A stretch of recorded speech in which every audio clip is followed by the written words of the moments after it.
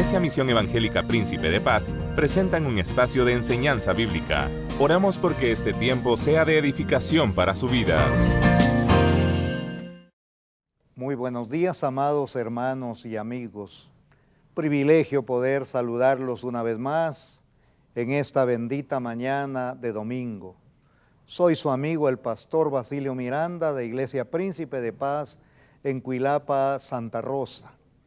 Y hoy estamos aquí por misericordia de Dios y por amor a su palabra. Doy gracias a Dios por nuestros hermanos que están siempre atentos para poder apoyarnos en esta grabación y en este mensaje que vamos a compartir con ustedes. Por lo que en esta hora, yo lo invito en el nombre de Jesús a que cierre sus ojitos, hagamos una oración, pidamos la dirección al Espíritu Santo para que podamos meditar en su bendita palabra y lo que meditemos podamos atesorarla y ponerla en práctica también. Padre, en el nombre maravilloso de Jesús, en esta hora te doy gracias por darme el privilegio de estar, Dios mío, en este bendito lugar, donde siempre se predica tu palabra, se predica la verdad. Dios mío, gracias por darme a mí, Señor, esta oportunidad. Pero también gracias por mis hermanos que están pendientes, Señor amado, de esta programación. Gracias por tus siervos que después de este programa vendrán otros más. Dios mío, bendice a cada uno. Gracias por a cada uno, Señor, de los que cada día están pendientes de Canal 27. Señor, muchas gracias. Permítenos el favor de tu Espíritu para entender tu palabra y aplicarlo a nuestra vida en esta hora. En el nombre de Jesús. Amén. Hoy quiero continuar con lo que ya inicié y como les decía, no pretendo terminar el estudio de Apocalipsis, tampoco estoy haciendo un estudio exegético totalmente ampliado, estoy haciendo algunos resúmenes, estoy tratando de sintetizar algunas enseñanzas que corresponden para hoy, que podemos aprender de lo que sucedió, de lo que le pasó a las iglesias a las que Juan le escribe en esta ocasión. Por ello, mi amado, hoy te invito a que abras tu Biblia en Apocalipsis capítulo 2 y versículo 8 en adelante. Quiero que lea conmigo esta bendita palabra y dice de la manera que está escrita. Y escribe al ángel de la iglesia en Esmirna, el primero y el postrero, el que estuvo muerto y vivió, dice esto: yo conozco tus obras y tu tribulación y tu pobreza, pero tú eres rico. Y la blasfemia de los que se dicen ser judíos y no lo son, sino sinagoga de Satanás. No temas en nada lo que vas a padecer. He aquí el diablo echará a alguno de vosotros en la cárcel para que seáis probados y tendréis tribulación por 10 días. Sé fiel hasta la muerte y yo te daré la corona de la vida. El que tiene oído, oiga lo que el Espíritu dice a las iglesias. El que venciere no sufrirá daño de la segunda muerte. Bendito sea Dios por esta palabra. Quiero titular esta meditación: características de una iglesia fiel. Características de una iglesia fiel. Cuando hablamos de fidelidad, esto encierra todos los aspectos de nuestra vida. Encierra todo aquello que tiene que ver con nuestra acción. Por ello, mi amado hermano, te invito a que reflexionemos sobre este pasaje que hemos tomado muy en cuenta. Y yo les decía en una prédica anterior que el Apocalipsis es un libro rico en información para nosotros. Es un tesoro, podríamos decir es una joya.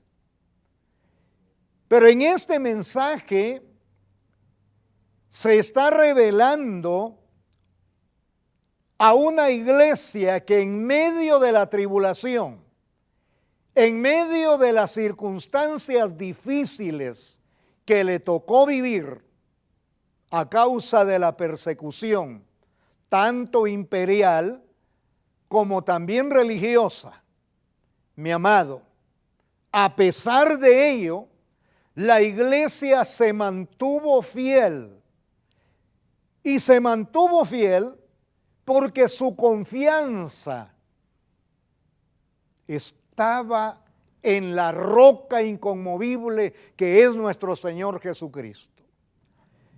En una de las prédicas anteriores le decía, la iglesia en todo tiempo necesita permanecer dependiendo de su Señor. Mi amado, a diferencia de la iglesia de Éfeso, podemos ver que a Esmirna el Señor no le hace ningún reproche. Mientras que a la iglesia de Éfeso comienza alabando y exaltando las virtudes de aquella iglesia, pero luego viene un reproche, luego viene el rechazo a la actitud de esta iglesia. Y mi amado hermano, algo tan interesante que podemos analizar en esta mañana es que ahora el mensaje va dirigido a la iglesia de Esmirna. Esmirna significa mirra. Probablemente era una ciudad donde abundaba la mirra, una esencia especial para un perfume especial. Pero déjeme decirle, el Señor Jesucristo se dirige a esta iglesia mostrando su carácter y la esencia de su deidad. Y Él dice, el primero y el postrero, el que estuvo muerto, pero vivió, dice esto. Qué maravilloso mensaje, mi amado hermano. El que estuvo muerto y vivió, el primero y el último, como decía anteriormente, el alfa y la omega, el que no tiene principio y fin, le habla a su iglesia y le dice palabras que alientan, fortalecen esa confianza y esa seguridad que esta iglesia tenía en Cristo Jesús. Yo conozco tus obras, aunque aquí hay un pequeño detalle que quiero resaltar. En la mayoría de los manuscritos antiguos no aparece la palabra obras, excepto algunos que lo mencionan. Pero la traducción debería decir, conozco tu tribulación. Es lo que se puede encontrar en la mayoría de los manuscritos antiguos. Conozco tu tribulación y pobreza, pero tú eres rico. Voy a detenerme un poquito en esto. Mi amado, ¿por qué se dirige el Señor de esta manera a la iglesia de Esmirna? Conozco tu tribulación. La iglesia de este tiempo, estamos hablando más o menos del año 60 en adelante, después de Cristo, una iglesia perseguida severamente debido a que el emperador había mandado a incendiar la ciudad y después la ciudad de Roma, y después comenzaron a culpar a los cristianos de haber sido los autores de este incendio. Mi amado, la iglesia estaba viviendo momentos de tribulación, pero aún en esa tribulación, aún en la profunda pobreza que vivían a causa de la persecución y a causa de otros factores, su confianza, por eso le hablaba de características, su confianza, su seguridad en Cristo no claudicaba. Esto aplicando a nuestra vida, podríamos decir, la iglesia de hoy, no importa los tiempos que viva, no importa los momentos que esté pasando, si tiene su confianza en Cristo, la bendita palabra nos dice que Él conoce nuestras tribulaciones, también conoce nuestras pobrezas. Déjeme decirle, Esmirna era una ciudad pujante, ubicado en un lugar estratégico del Asia. Y sabe algo que a mí me llena de gozo. Cuando el Señor le dice, conozco tu tribulación y tu pobreza, pero tú eres rico. Y la blasfemia de los que se dicen ser judíos y no lo son, sino sinagoga de Satanás. Oiga esto. Esmirna fue destruida, pero en su reconstrucción, los judíos de aquella ciudad se unieron para aportar, según la historia, aportar de su propio dinero para la reconstrucción de Esmirna. Y sabe, mi amado, esta gente no quiso recibir un solo centavo del imperio y dijeron, nosotros vamos a reconstruir nuestra ciudad. Era una ciudad próspera, una ciudad rica. Pero aquí hay algo que quiero enfatizar. ¿De qué le sirve a una ciudad ser rica cuando hay gente que se está muriendo de hambre? Si aplicáramos esto a nuestro contexto, nuestra Guatemala es un país rico, inmensamente rico.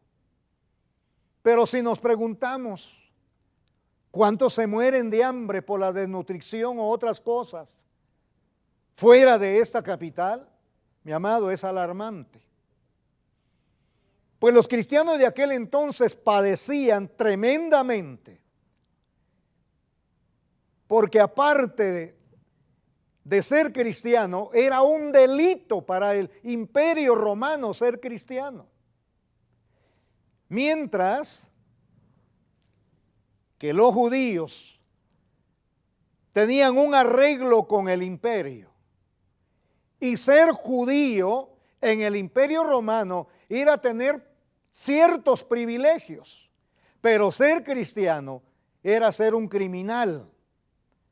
Y entonces había gente, o eran judíos de nacionalidad, de sangre, o era gente que se hacía pasar por judío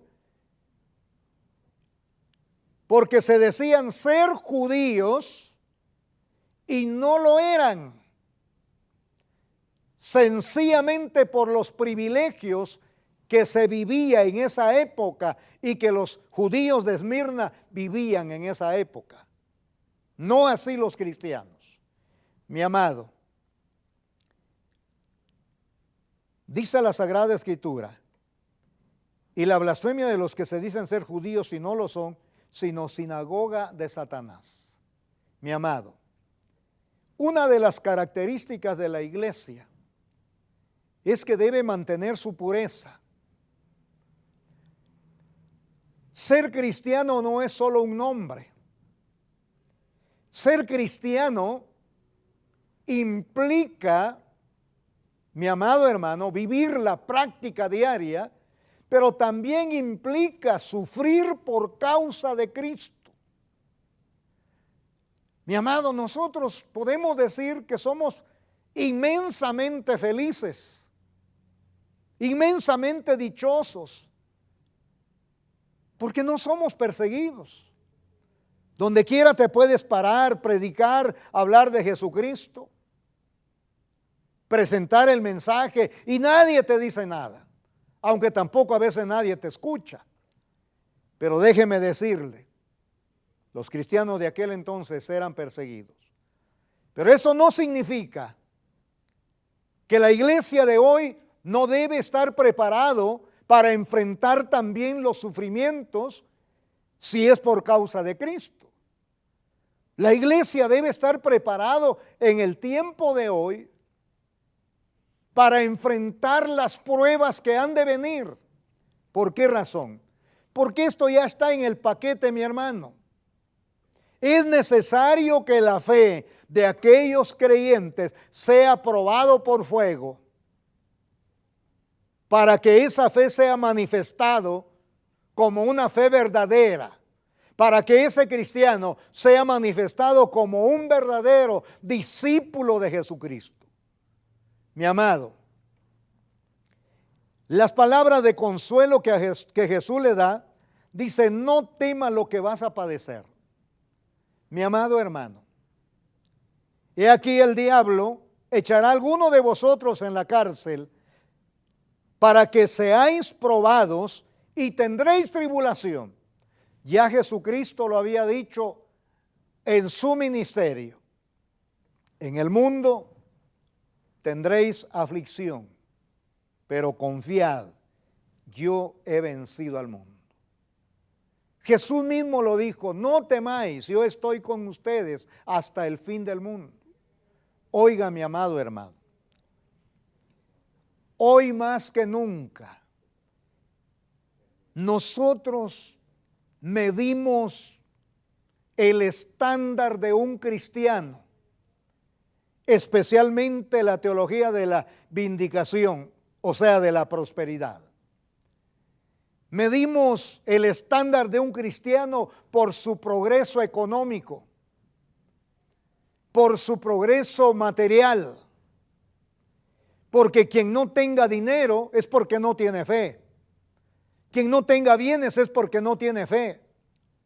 Mi amado, ¿de qué le sirve al hombre amontonar riquezas cuando nuestro corazón y nuestra mirada tiene que estar en las cosas de arriba? Dijo Pablo, en las cosas que no perecen.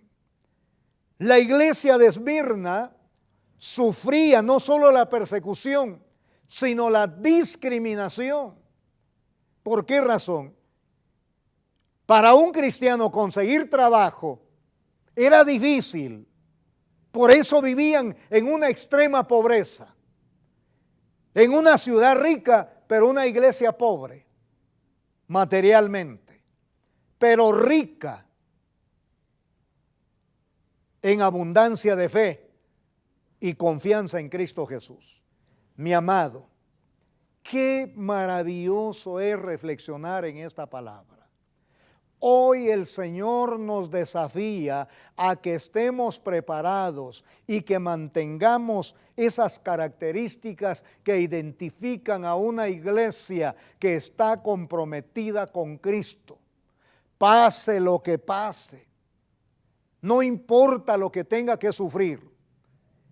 Tiempos vendrán cuando la iglesia tendrá que ser perseguida, cuando la iglesia tendrá que ser atacada, no de la manera que lo sufrieron los primitivos cristianos. Cada época tiene su momento, cada contexto tiene su forma de actuar y cada contexto va a tener sus dificultades. Pero déjeme decirle, el Cristo que guardó la vida de la iglesia de Esmirna, ese mismo Cristo es el Cristo que hoy nos da la promesa. No teman en nada por lo que van a padecer. No se preocupen por lo que van a sufrir. Porque el enemigo, aquí cuando habla de de una pequeña tribulación de 10 días, no podemos leerlo literalmente como decía yo a la introducción de Apocalipsis. Podemos entender que será un periodo corto de tiempo, aunque tenemos que aceptar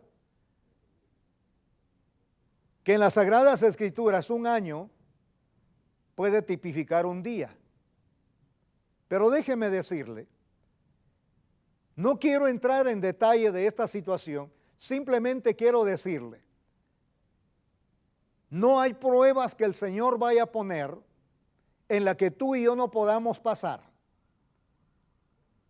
Porque aquí, si Él no acortara los tiempos, ¿quién podría librarse de todo lo que ha de venir? Mi amado, tendréis tribulación por 10 días. Aquí hay algo que me interesa dejar en claro.